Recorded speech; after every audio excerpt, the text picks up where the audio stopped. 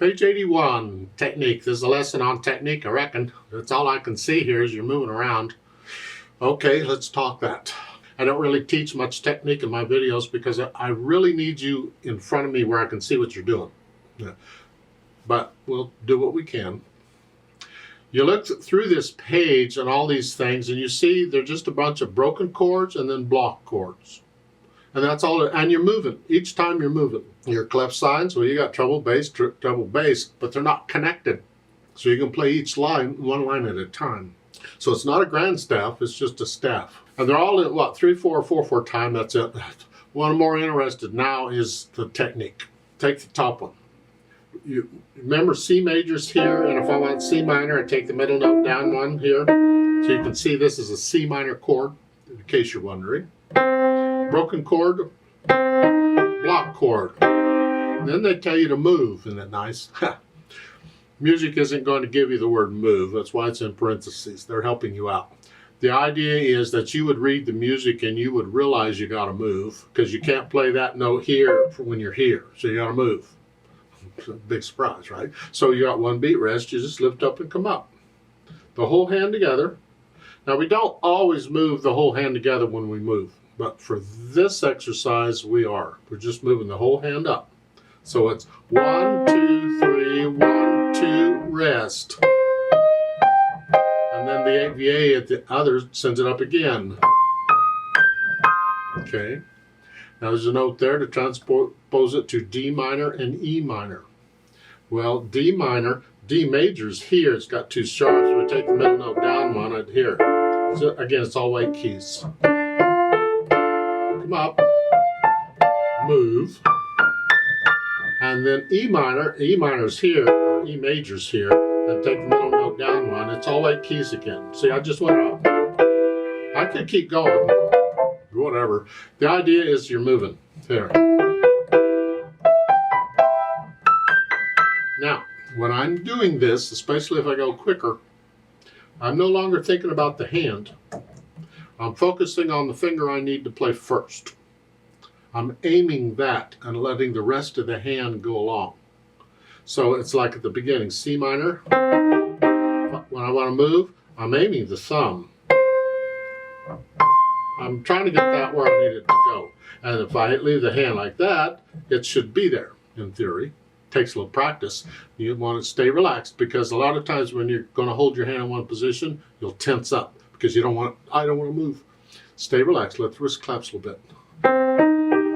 Let the wrist claps on the first of each measure here. But when I move, I'm just doing the thumb.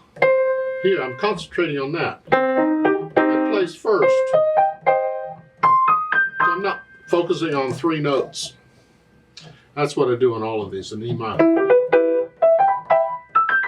I'm just aiming the thumb, because it's the first note I'm going to play when I move. If I played some other note, I'd probably aim that note, or that finger. The second one, basically the same thing, except for the left hand, your F minor. F major's here in F minor. Then you come down one. Down.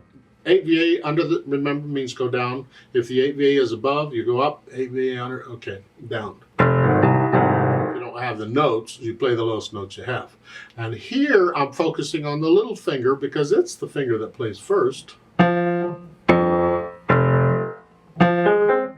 finger, I get where it goes, and the rest of the hand goes along. Here, that one. There. Number 3, now we're in black keys. Gotta love those black keys. They want you here. You see that major's here, and then major. C sharp minor. And you're doing the same thing here. Well, now thumb plays first. I'm going to aim the thumb. Here. Here. I'm aiming the thumb on that. Don't go that fast. I've been doing this forever, so I can go a little faster. It shortens the video and everybody's happier or less bored. I'm not sure which. Then the last one is left hand, and we're here. They changed the pattern. Well, it's in 4/4 time here. Remember that this pattern and what it's called? When we do that pattern, it's called an Alberti bass. Yeah, well, that's what this is. It's here because the major chord is here and this is here. So F sharp minor, it's 3 sharps and it's here. But here, but again, when I come down, it's the little finger I'm after because it plays first. Get that where it goes. Now that when you think you just got it, okay, I'm getting this, cool, right? One more thing, but wait, there's more. Go back up to the top here. It's important that we try and be as accurate as we can in playing the music. When you get past the mechanical stuff in your music and you're getting into the music, you start interpreting and feeling the music, then you can get a little looser. But when you're learning it, it needs to be accurately mechanically. It needs to be accurate mechanically. It needs to be something, it needs to be right, is what it is. The half notes got to be held for 2 counts. Don't cut them short because you're moving. Oh. That's incorrect. It's 1, 2, 3, 1, 2, rest. You come up on beat 3 because the half note is 2 beats long. Don't cut it short because you're moving. The only time we would cut it short if it's at the end of a phrase and the next beat starts a phrase. Then you would cut a little bit short. But here it's 1, 2, 3, 1, 2, rest. 1, 2, rest. 2, rest. Make sure you come up on beat 3. 1, 2, 3. On all of these that are doing that. The last one, a 4/4 time. 1, 2, 3, 4. 1, 2, 3, 4. 1, 2, 3, 4. 1, 2, 3, 4. Come up on beat 3. It's important. Don't cheat it. That's about all I have to say on this. Let me know if you have questions. And they want you to transpose that bottom one also to what C sharp minors here and G minors down here or up here. Start up here. You gotta have room to go down. But just aim the little finger. Whatever. Have fun with it. Enjoy. These patterns come in handy when you're going to improvise. You can use these kinds of patterns in your accompaniment, making stuff up. They come in handy. It's good to know.